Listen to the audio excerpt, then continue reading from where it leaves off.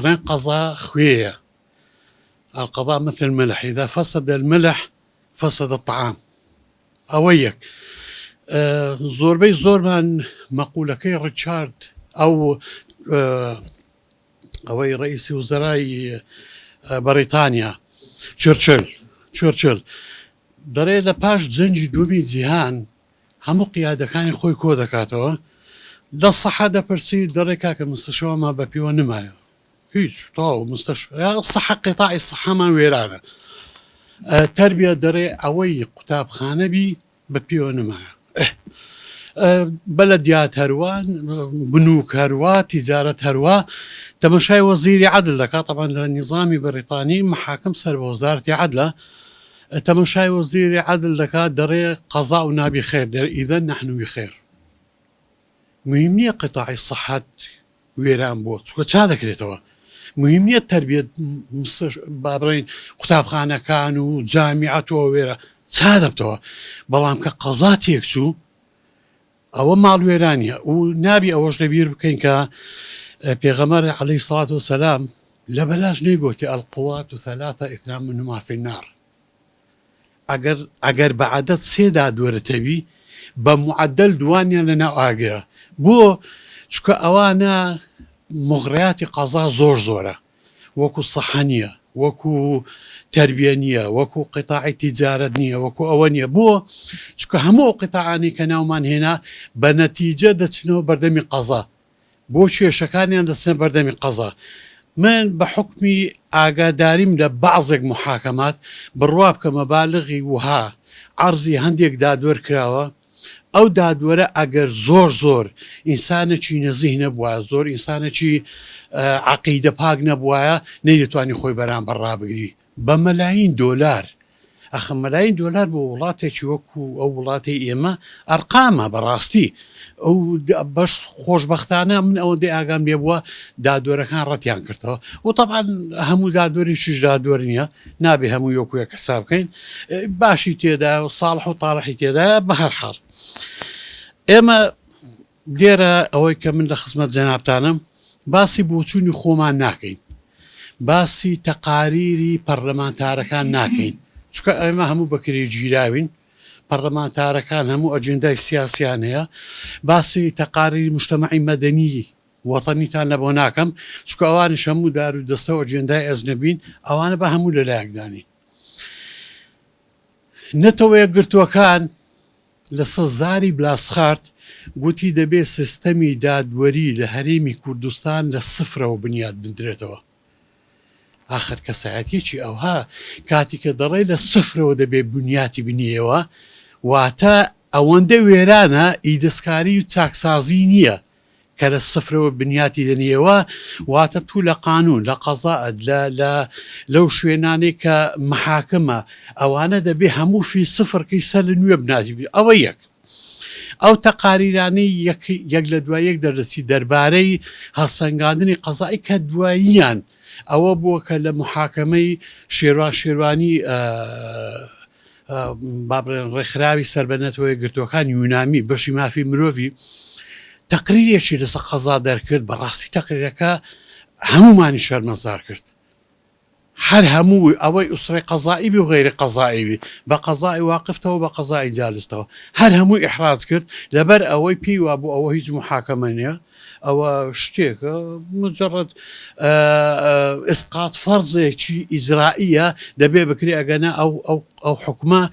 ئەوە نییە کە بۆ شێوە بۆ پرۆسەیە بەڕێوە بڕوە. ئەگەر تەمەشای تەوسیاتی مەجلیسی حقوقی ئینسان بکەین کە لە جنێڤا من لە 4 دانیشتن بەشداریم کرد،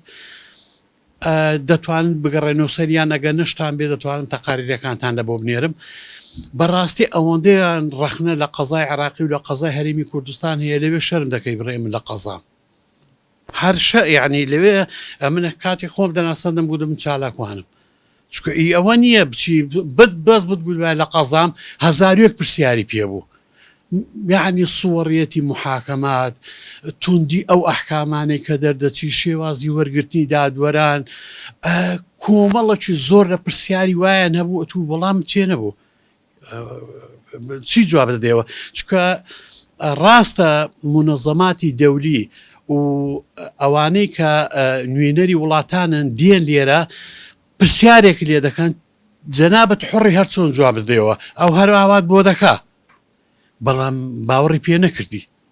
چکە ئەو پێش ئەوەی پرسیارەکە تەوجیهی جەنابەت بکە تەواوی معلوماتەکەیدایە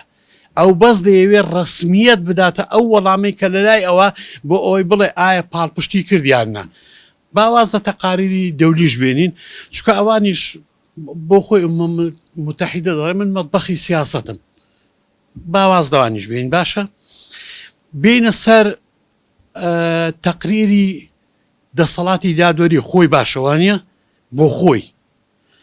ئێمە لە ساڵی 2014 و 15 و 16 ئەو 3 ساڵە بە دوای یەک 2 مؤتەمەرمان کرد مجموعە هەیە پێی دەگوترێت ئوسرەی قەزایی دادوەرانە داواکاری گشتیە مشرفی قەزاییە محققەکانە دائیرەی شؤون قانونی وەزارەتەکانە جامیعەیە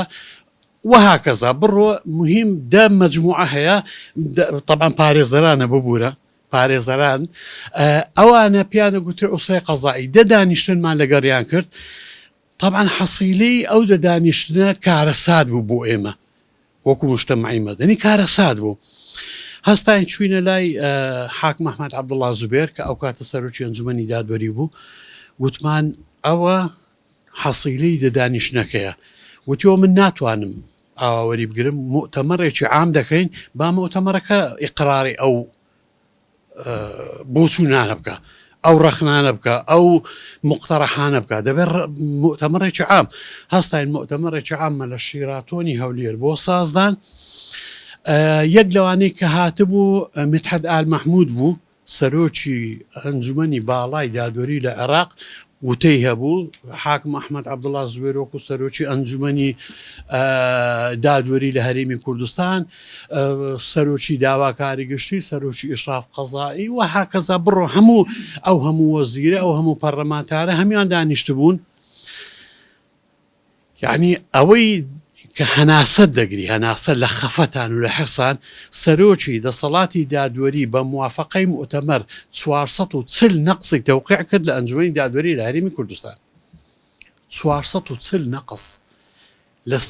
لە وڵاتان لەسەر نەقسێک لەسەر 2 نەقس ئیستیقالە دەدا حکوومەت قەزا ئیستیقالە دەدا پەرلەمان بە کاملی شەلە دەبی ئەگەر 2 نەقس 3 نەقس هەبی ئێمە بە تەوقیعی سەرۆکی دەسەڵاتی دادوەری لە هەرێمی کوردستان و هەشمانە دوای ئەوە هەر نوسخەیەک بۆ ئێرە دەنێرم ئینشاءڵڵا لە مەکتەبەی ئێرەبی سەرۆکی ئەنجومەنی دادوەری 440 نەقسی تەوقیع کرد وتی بڵێ ئەو 440 نەقسەمان هەیە لە ئەنجومەنی دادوەری و ناتوانین ئێمە ئینکاری بکەین بەشێکیان پەیوەندی بە موئەسەساتی قەزاییەوە بوو بەشێکیان پەیوەندی بە دادوەرانەوە هەبوو بەشێکیان پەیوەندی بە داواکاری گشتیەوە هەبوو بەشێکیان پەیوەندی بە ئیشراف قەزایی بە محامیەکان بە محققەکان ئیتر هەموو ئەو ئوسرانەی کە بانگمان کردن کۆمەڵک طبعا 3 پرسیاری سەرچی بوو لە هەر دەمەجموعەمان کرد قەزا ئێستا چۆن هەڵدەسەنجێنی ئەوە پرسیاری یەکەم بوو گەورەترین ملاحەزاتەکانت چییە؟ ئەبرز ملاحەزاتەکانت چیە؟ نەک ملاحەزاتی لاوەچینە ئەوانەی سەرەکیە ئەوانەی کە ڕئیسیە ئەوانەی کە مەلەفی دادوەری یان تای تەرازووی دادپەروەری خواردەکەنەوە ئەنگو ئەوانمان پێ بڕێن مەڵێ دادوەر عمری 70 ساڵ نا ئەوانە وازوانە بینە شتی کە تای تەرازووی پێ خوارد بکرێتەوە تەرازوی عەدالە ئیتر ئەوانە بوو 440 تەوقیع کراو هەتا ئێستاژ ماوە و ئەوانیش ناتوانن لەبەر ئەوەی ختمی ئەنجومەنی دادوەری لێدرا گەورەترین ملاحەزەی ئەوەی چ بوو ینی ناکرێت و سەرۆکی ئەنجومەنی دادوەری بی بەڕتبە وەزیر بی بۆ چکە سەرۆکی ئەنجومەنی وەزیران بەجێر ناکە لەبەرەوەی دەرێت چی کاکە ڕتبە لە عێراق حدی چێ ڕئیسی ئەنجومەنی ڕئیسی بابڕێن حکوومەت داوەتێک لە بۆ سەرۆکی دەسەڵاتی دادوەری بنێری چی کاکە تا تۆ من داوەتکەی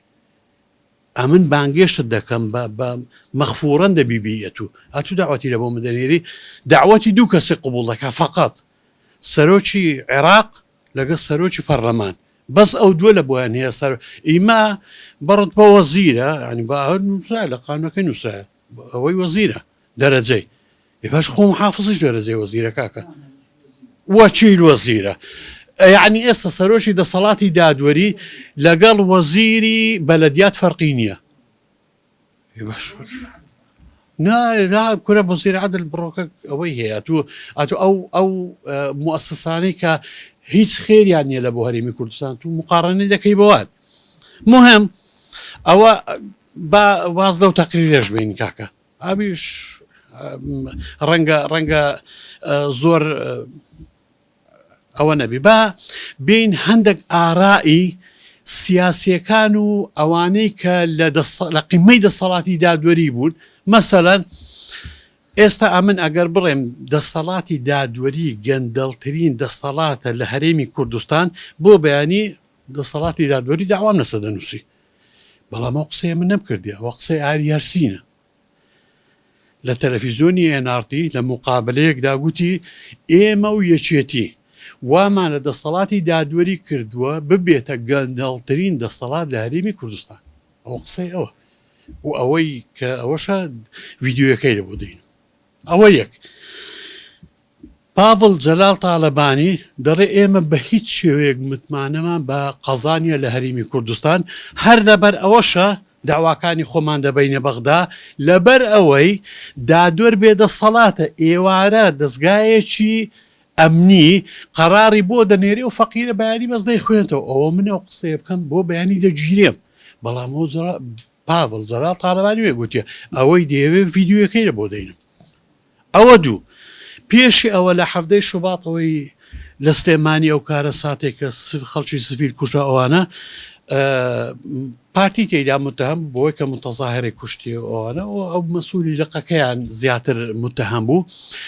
لێرە زۆر بە ئاسای گوتیان ئێمە هیچ متمانەمان بە قەزای سلێمانی نییە باشەکە بە قەزای سلێمانی نییە چۆن 2 ملیۆن و کەس ژیان و شەرەف و سەرۆت و سامانی وەدیعی ئەوانە کرایە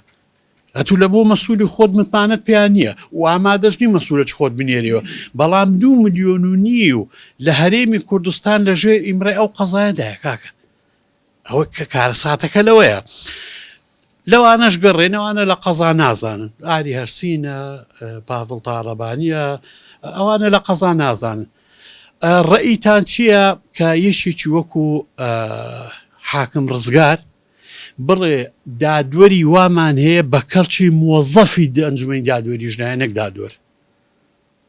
ئەو قسەی ئەوە هەر یەکەچی دەیەوێ هەتا مقابلەکەی لە بۆ بینم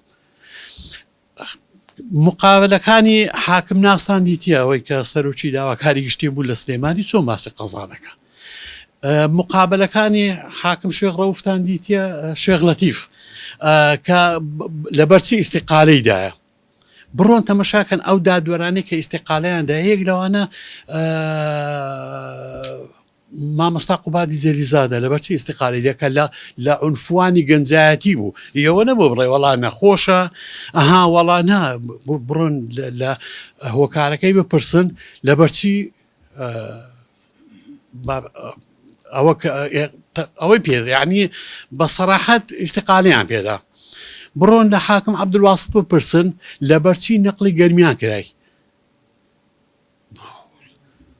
بڕۆ پی بڕێن ئەوە ئێستا متەقاعدە کابرا بڕێ جەنابی حاکمت و بۆ خۆت هەتا لە یەکێک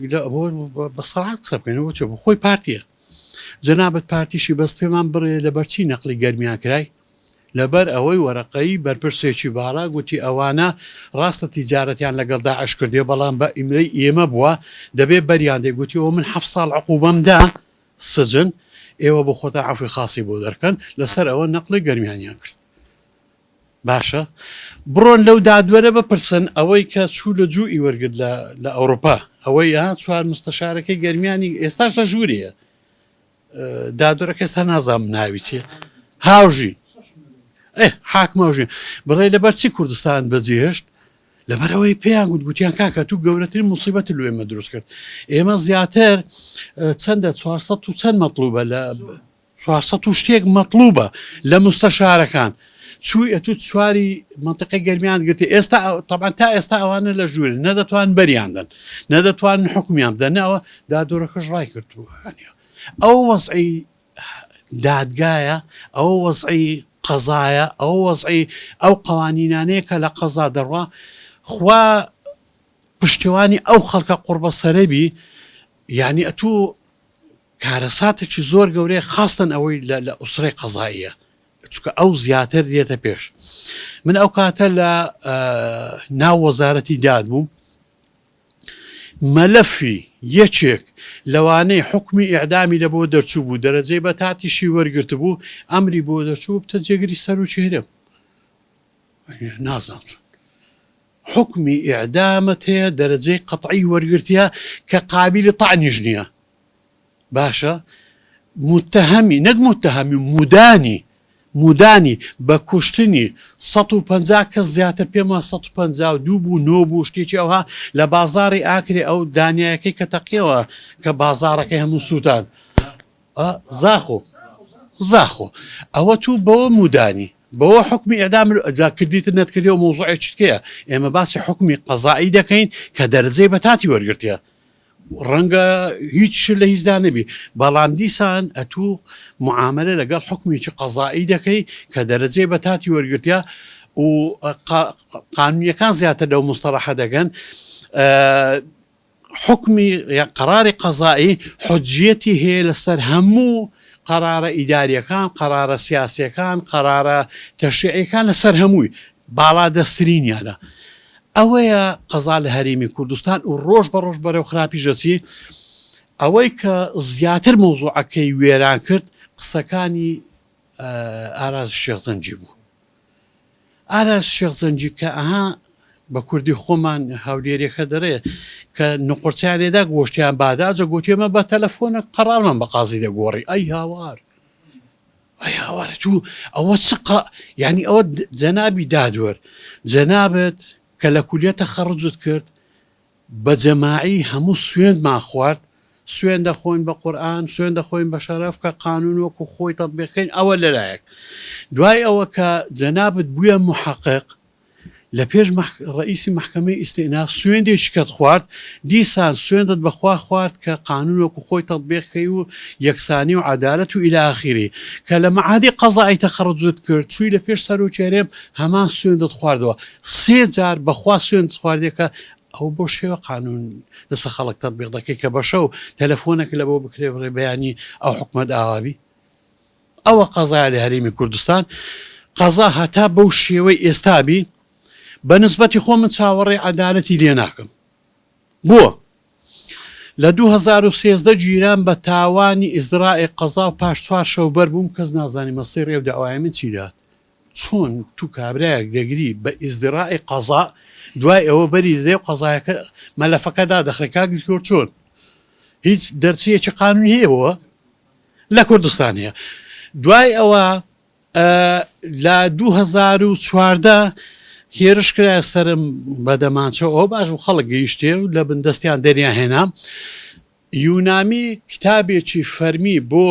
دەستگای ئاسایش کرد و ئەوانە دەڵێ تەفاسیلمان دێ ئێستا وەڵامیان نەدایتەوە لە 2014 تا ئێستا جوابیان نەدایتەوە ئاخر شتی من ئەوەی 16 هەفت بوو لە 16 هەفت مارکوژیان کردم باشە دا ینی مشکلە نیەوە ئەگەر سوکە گوناحێکمان هەبوو بێەوە پێڕۆیی ئینشاءالله وەکو هەر مواتنێکیکە چوم شکایەتم کرد باشە پاشی مانگونی وەک اینجا کتاب کرا بۆ ئەوەی بزانن ئەو کامیرانە بێنەوە پاشی ئەوەی کە کتاب کرا پاشی مانگونی وەک لە کتابەکە یعنی ئەوە نزیکەی 3 مانگ اینجا ئاسایش وەڵامی دایتەوە دەڕێ کامیرە لەو مانتیقەی نییە معلەی لەم کامیرە بۆ خۆی 40 مەتر لێ دوورە و کامیرەکەشی چی حکوومەتە کوتا وەڵامی ئاسایشە دەڕێ کامیرەی لێ نییە یادی کاکە دێوە چیەوە ئێوە چیە ینی ئەوە دوای کامیرەکە ئی بابڕین قەرێ سەکەنیەکانیش دەبرێ وەڵی دەستکاری کرا و سڕاوە ئی خۆتانە ئی 150ە لە ضمنی مەشروعەکە ئەوەی کە تەنفیزی مەشروعەکەی کردێ کامێرەی مراقبەی HD یەکێکە لە شەرتەکانی جێبەجێکردنی ئەو مەشروعە لە هەر چار دەورێ هەولێر هەیە ئەو بۆ فلان لە 24 سعات ئاشکراتان کرد و داتانە تەلەڤیزیۆن بۆ لە تەقینەوەکەی پێش ڕوودا و نەتان هێش 24 سعات پێ بچی بۆ ئەوەی هاوکار جاف و ئەوانە لە ماڵی ڕاکابرا کە چۆن هێرکە دەخوا دێتە دەرێ و نۆک دەخوا ئەوە هەمووتان بە تەسویر هینە هەتا تەقیەوە و ئەو کوڕەپی ئینشاءڵە بەخوا بەشەی چکە ینی بە شێوەی زۆر دڕەندانە خۆی و خێزانەکەی خراە بەر ئەوەی کە بیتەقێنەوە ینی ئەوە جەریمەیەکە ئینشاءڵە خوا بەشەی دەحساب کردێ بەڵام نەتان هیچ 24 سعات پێ بچی ئەڕستان کرد ئەوەی لە ئەو سەحەفێ خۆمان ناوی چییە هێمن مامەند 4 سعات پێچوو هاتا گوتیان خەڵکی بنەسڵاوەی نە و ناویانەوەیە و جلیانەوە هاتە بۆی هەمیان ئاشکرا بوو بۆ ئەوەی من وەڵا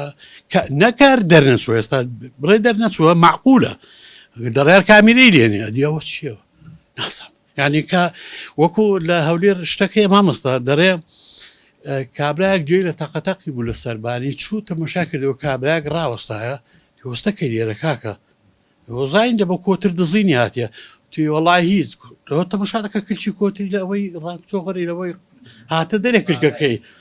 کوڕەتو لە کۆتری هاتی دەری نابەخوا ئێگوتی ئێستا بەخوایەکەی تو باوەڕکەمێ بە کلچی کۆتری ئەوە کلچی کۆتری هاتە دەرێ کاکە ئیمش نازانم بە کتابەکەی ئەوان باوەڕ بکەم کە دەڕێن کامیرەی لێنیا یا بەو چاوانەی خۆم کە من ڕۆژی بەلایەنی کەم 2000 بە پێشەوە کامیرەی یادێم نازان بە چای باوەڕکەم ئەوە وەسعی ئەوەیە کاکە هەرێمی کوردستانیش هەتا قەزای ئەو هەموو تەشەتێت بی ئی ئەوە نییە مەسەلەن لە هەموو دنیادا ئەوەی کە پێی دەگوترێ با بڵێن یەکەکانی قەزا یاخود ئەجیزەی قەزایی دەبێت لە ژێر ئیمرەی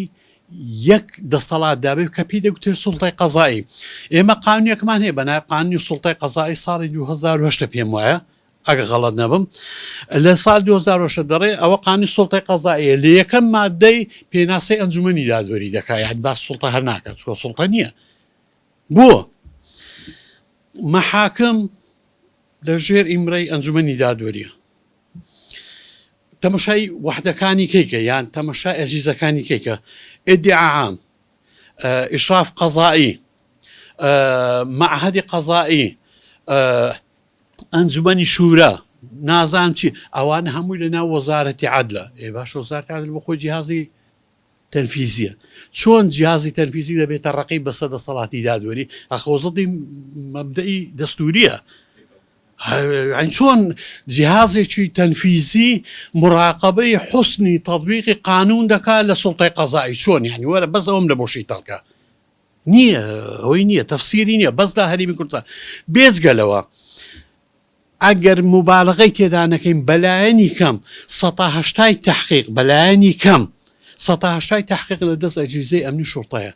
ئەوە بە خۆی پێچوانەی قانونە لەبەرەوەی تحقیق تەنها دەبێت محقق یان دادوەری تحقیق یان محقق بیکە قانونەکە وا دەڕێ یان ئەوەی کە پێی دەگوترێ چی پێ دەڕێن نانە ئەوانەی کە دەوری قازی بینە قازیش نین